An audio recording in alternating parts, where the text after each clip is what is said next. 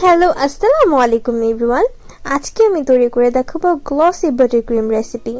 এই রেসিপিটা তৈরি করতে মাত্র 2টা ইনগ্রেডিয়েন্ট লাগবে, আর এটা তৈরি করা এত ইজি। আর আরেকটা মজার জিনিস হচ্ছে, আপনারা এই বাটার ক্রিমটা যদি 2 দিনও বাইরে রেখে দেন নষ্ট তো হবে না, গলেও যাবে না। এত সুন্দর ওয়েতে কাজ করা যায়। আমি এখানে বাটার নিয়ে নিয়েছি। এখানে আমি আনসল্টেড বাটার ইউজ করেছি। বাটারটা অবশ্যই মিডিয়াম টেম্পারেচারে হতে হবে। মিডিয়াম টেম্পারেচার মানে তেমন একটা গরম অবস্থায়ও ছিল না, তেমন একটা ঠান্ডা অবস্থায়ও ছিল না, এমন। আপনারা শীতে যদি বাটার বাইরে রেখে দেন যেমনটা থাকবে, বা একটা আঙ্গুল ডুবালে ডুববে না, এমন।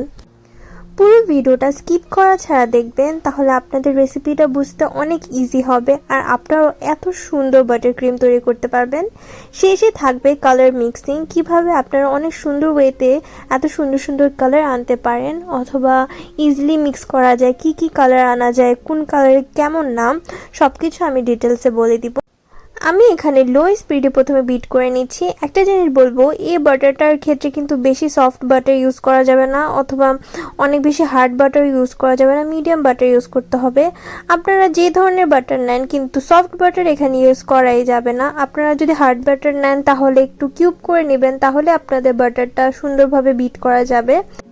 আমাকে বাটারটাকে বিট করে একদম ফ্লাফি করে নিতে হবে। আমি কিন্তু এখানে অনেক বড় একটা পাত্র নিয়েছি এবং অল্প পরিমাণে বাটার নিচ্ছি। আপনারা চেষ্টা করবেন অল্প পরিমাণে বাটার নিতে, আর বেশি পরিমাণে বা বড় একটা পাত্র নিতে, তাহলে বাটারটা বিট করতে অনেক ইজি হবে এবং সুন্দর একটা স্মুথনেস চলে আসবে।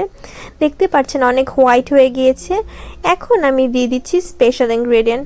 এটা হচ্ছে গ্লুকোজ। এটা হলো ঘরে তৈরি করা গ্লুকোজ। আপনাদের জন্য আমি রেসিপিটা ডেসক্রিপশন বক্সে এবং আই বাটনে দিয়ে দিব। এটাই হচ্ছে মেন ইনগ্রেডিয়েন্ট। এই গ্লুকোজটা ইউজ করার কারণে এই বাটারটাতে এত শাইনি একটা লুক আসে। আরেকটা জিনিস বলছি, বাজারে অনেক ধরনের গ্লুকোজ পাওয়া যায়, লিকুইড গ্লুকোজটা ব্যবহার করা যাবে না। একটু শক্ত বা ঘন টাইপের যে গ্লুকোজটা আছে সেটাই আপনাদের ব্যবহার করতে হবে। আর আপনারা ঘরেও ইজিলি তৈরি করে ফেলতে পারেন, ঘরেরটা দিয়ে আপনাদের পারফেক্ট হয়ে যাবে। এখন আমি লো স্পিডে বিট করে নিচ্ছি। আমার যে বিটারটা, সেটার স্পিডটা অনেক বেশি। আপনারা চেষ্টা করবেন মিডিয়াম স্পিডে বিট করতে। প্লিজ রেসিপিটা স্কিপ করবেন না। আমি ডিটেলসে সব কিছু বলে দেওয়ার চেষ্টা করছি, যাতে আপনাদের একদম পারফেক্ট একটা রেসিপি হয়। গ্লুকোজ বেসিক্যালি কি দিয়ে তৈরি করা হয়? গ্লুকোজ বেসিক্যালি চিনি দিয়ে তৈরি করা হয়। ঘরের যে গ্লুকোজটা থাকে সেটার মধ্যে সাধারণত একটু হালকা টকটক ফ্লেভার হয়, যেহেতু আমরা ওখানে ক্রিম অফ টার্টার এবং অন্যান্য আরও কিছু ইনগ্রিডিয়েন্টস অ্যাড করি। তো আপনাদের এই বাটার ক্রিমটা হালকা টকটক লেমনি টাইপ ফ্লেভার আসবে। আপনাদের কাছে এটা অনেক ভালো লাগবে, ভ্যানিলা কেকের সাথে খেতে অনেক ভালো লাগে। এই বাটার ক্রিমটা কিন্তু কেকের লেয়ারে ইউজ করা হয় না, অথবা কেকটাকে কভার করার জন্য ইউজ করা হয় না। এই বাটার ক্রিমগুলো দিয়ে সাধারণত গ্লসি টাইপের ফ্লাওয়ার অথবা পাতা এসব জিনিসই তৈরি করা হয়। এটা শুধু ডেকোরেশন পারপাসে তৈরি করা হয়, আর এটা খেতে অনেক ভালো লাগে। আমি সাইড থেকে স্ক্রেপ করে এনে আবার বিট করে নিই। ভালো করে বিট করতে হবে, তাহলে অনেক সুন্দর ফ্লাফি হয়ে যাবে। এখন আমি আবারও এখানে গ্লুকোজ দিয়ে দিচ্ছি। আমি কিন্তু গ্লুকোজটা 2 ভাগে দিচ্ছি। গ্লুকোজটা দেওয়ার কারণে কিন্তু গ্লসিনেসটা আসে। সাধারণত গ্লুকোজ বাইরে রেখে দিলেও গলে যায় না, অনেকটা শক্ত বা ঘন থাকে। এই গ্লুকোজটা যখন বাটারের সাথে মিক্স করা হয়, করে এরকম বাটার ক্রিম তৈরি করা হয়, তখন বাটারটা অনেক দিন শক্ত থাকে। দেখা যায় 2-3 দিনও বাইরে রেখে দিলে, অনেক গরম না পড়লে গলে যায় না বা নষ্ট হয় না। বিট করার সময়গুলো আমি উপর দিয়ে লিখে দিব কতক্ষণ বিট করতে হবে। এক একজনের বিটারের সিস্টেম এক এক রকম, পরিমাণ এক এক রকম। এখানে আমি অল্প পরিমাণ ইউজ করেছি। আপনারা যদি বেশি পরিমাণ ইউজ করেন তাহলে আপনাদের বেশি সময় লাগতে পারে। তাই আপনারা দেখে বুঝে নিতে হবে যে কতটুকু পরিবর্তন হয়েছে। এখন আমি এটাকে আবার স্ক্রেপ করে নেব সাইড থেকে। স্ক্রেপ করে নিয়ে সবগুলো মাঝখানে নিয়ে আসবো। বাটার ক্রিমটা হয়ে গিয়েছে। শীতকালের সময় এই বাটার ক্রিমটা 3-4 দিনের মতন বাইরে রেখে দিতে পারবেন, একদমই নষ্ট হবে না। আপনারা আপনাদের প্রয়োজন মতন বাটার কমিয়ে নিতে পারেন অথবা বাড়িয়ে দিতে পারেন। আমি উপরে সব ডিটেলস দিয়ে দেবো কতটুকু পরিমাণ প্রয়োজন হয়েছে। আজকের ভিডিওটা করার জন্য এই ক্রিমটা তৈরি করা, তাই আমি অল্প পরিমাণে বাটার তৈরি করেছি। দেখতে পাচ্ছেন একটা নাইফ দিয়ে বা কিছু দিয়ে করলে এত স্মুথ হয়ে যায় আর এতটা গ্লসি। আপনার সামনে থেকে দেখলে হয়তো বুঝতে পারবেন যে এতটা গ্লসি। গ্লসি বাটার ক্রিম আর গরমে গলে যে তেলতেলে ভাবের মধ্যে কিন্তু তফাৎ রয়েছে, দুইটা কিন্তু সেম জিনিস না। দেখতেই পাচ্ছেন ক্রিমটা কতটা থিক, একদমই গলে যাচ্ছে না, একদমই সফট না, কিন্তু গরমে যখন গলে যায় তখনও কিন্তু অনেক নরম থাকে, এরকম এত সুন্দর হয় না। আর আপনার এটার মধ্যে যতই কালার মিক্স করেন, যতই এটাকে নাড়াচাড়া করেন, যত কিছুই করেন, এটা কিন্তু একদম গলে পানি পানি হয়ে যাবে না। এখন আমি এখানে রেড ফুড কালার ইউজ করে নিচ্ছি। আমি এখানে ওয়ালটনের রেড কালারটি ইউজ করেছি, ডিপ রেড কালারটা। এখন আমি সুন্দর করে মিক্স করে নিব। আমি একটা নাইফ দিয়ে প্রথমে অল্প পোর্শন মিক্স করে নিচ্ছি। আপনারা যদি অনেকটা কালারও মিক্স করতে চান, অল্প একটু জায়গার মধ্যে প্রথমে কালার মিক্স করে নেবেন, এরপরে বাকি ব্যাটারটার সাথে অথবা বাকি ক্রিমটার সাথে মিক্স করে নেবেন।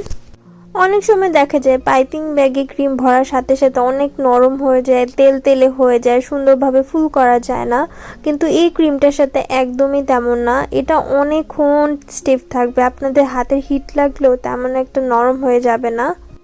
এটা দেখে মনে হচ্ছে না যে পেইন্ট মিক্স করা হচ্ছে বা আমি কোনো ধরনের আর্ট করব, ড্রয়িং করব, তাই না?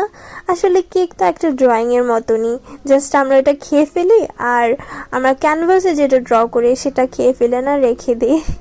এটা কিন্তু অনেক ডিপ রেড কালার, এখানে কিন্তু সামান্য পরিমাণ মিক্স করে নিয়ে এতটা ডিপ কালার চলে এসেছে।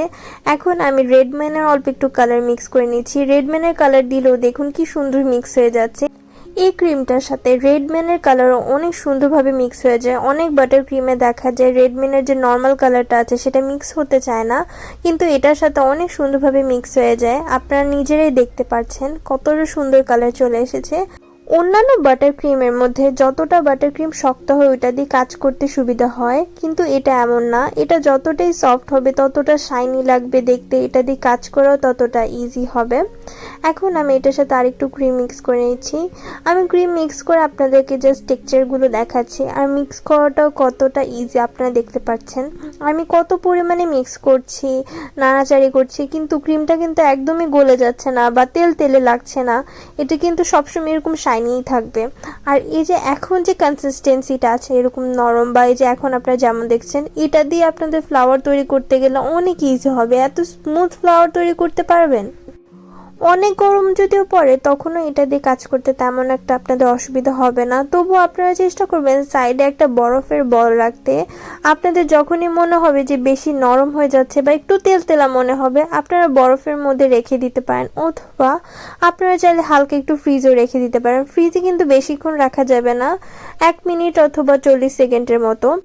বাটারটাতে কিন্তু অনেক পরিমাণে কালার লাগেনি, দেখুন আমি হাতে লাগাচ্ছি তেমন একটা কালার লাগছে না, একদমই হালকা কালার, অনেক ডিপ একটা কালার চলে আসে এই বাটার ক্রিমের ক্ষেত্রে। অথবা যে কোনো ধরনের বাটার ক্রিমে কালারটা অনেক সুন্দর আসে, আর এটার মধ্যে গ্লসি টেক্সচার বেশি আসে। এখন আমি আপনাদেরকে ওয়ালটনের একটা গ্রিন কালার মিক্স করে দেখাচ্ছি। আমি এই গ্রিন কালারটা আজকে ফার্স্ট ইউজ করে দেখাবো আপনাদেরকে।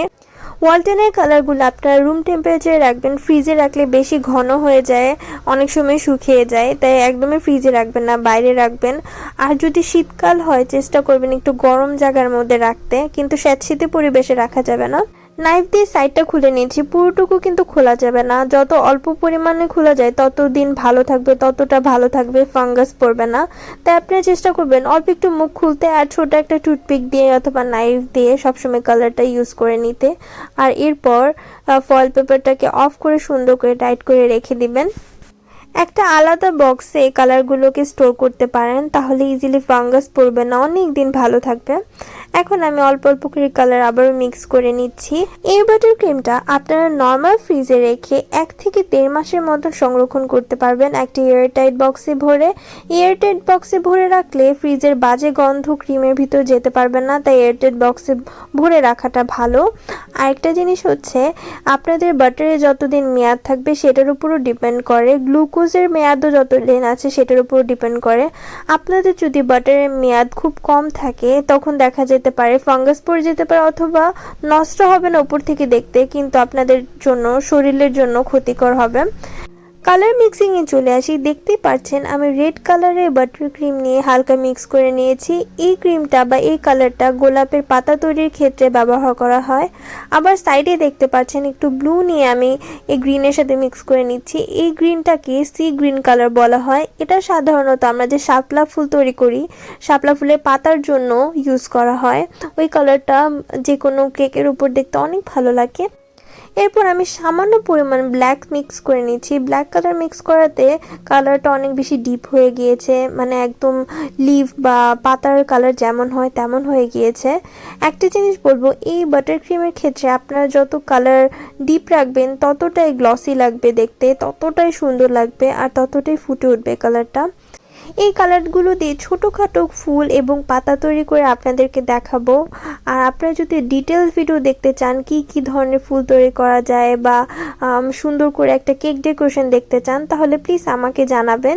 আমি একটা রোজ নজেল নিয়ে নিয়েছি। প্রথমে একটা বেস ক্রিয়েট করে নিব। বেস আপনারা অনেকেই তৈরি করতে পারেন, আর আপনারা যদি ডিটেল ভিডিও দেখতে চান আমাকে জানাবেন।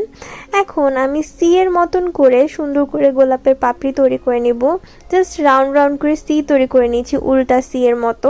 এরপর সুন্দর একটা গোলাপ হয়ে যাবে। আপনারা চাইলে কলি গোলাপ তৈরি করতে পারেন, ফুটন্ত গোলাপ তৈরি করতে পারেন, এর থেকে বড় গোলাপও তৈরি করতে পারেন এই নজলটা দিয়ে। মজার বিষয় হচ্ছে আপনারা যদি একবারে অনেকগুলো ফুল তৈরি করে বক্সের মধ্যে রেখে দেন, এটাও আপনারা অনেক দিন সংরক্ষণ করতে পারবেন। জাস্ট উপরে বসিয়ে দিলে হবে, এতটা সুন্দর সেট হয়ে থাকবে আর সবসময় এরকম গ্লসি থাকবে। জাস্ট গোলাপগুলো তৈরি করে একটা এয়ারটাইট বক্সে ফাঁকা ফাঁকা করে রেখে আপনারা সংরক্ষণ করতে পারেন। বাটার ক্রিমটাকে আবার যখন ইউজ করবেন তখন আবারও হালকা একটু বিট করে নেবেন, বিট করে সফট করে নিয়ে এরপরে আপনারা আবারও ডেকোরেশন করতে পারবেন। দেখতেই পাচ্ছেন কত সুন্দর একটা গোলাপ তৈরি হয়ে গিয়েছে।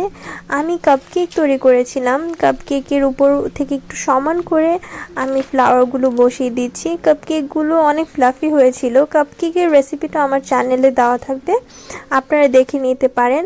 মাত্র একটা ডিম দিয়ে 6 থেকে 7টা কাপকেক তৈরি করা যায় এরকম বড় বড়। আমি এখন আরও ডিপ কালারের 2টা রোজ এখানে অ্যাড করে নিব। আপনারা কিন্তু এই বাটার ক্রিম দিয়ে বড় বড় কেকও ডেকোরেশন করতে পারেন। এই বাটার ক্রিম দিয়ে ফুল তৈরি করলে এতটা রিয়েলিস্টিক লাগে, মানে এতটা শাইনি হয় বা এতটা গ্লসি থাকে, অনেক ভালো লাগে দেখতে। আপনাদেরকে বলেছিলাম না, যত বেশি ডিপ কালার হবে ততটা গ্লসি লাগবে দেখতে, দেখতে পাচ্ছেন তো। যাই হোক, আজকের জন্য এতটুকুই। আশা করি আমার ভিডিওটা আপনাদের অনেক ভালো লেগেছে। যদি আমার ভিডিওটা ভালো লাগে তাহলে প্লিজ আমার চ্যানেলটিকে সাবস্ক্রাইব করতে ভুলবেন না, আর অবশ্যই বেল আইকনটি বাজিয়ে দিবেন নতুন ভিডিও পাওয়ার জন্য।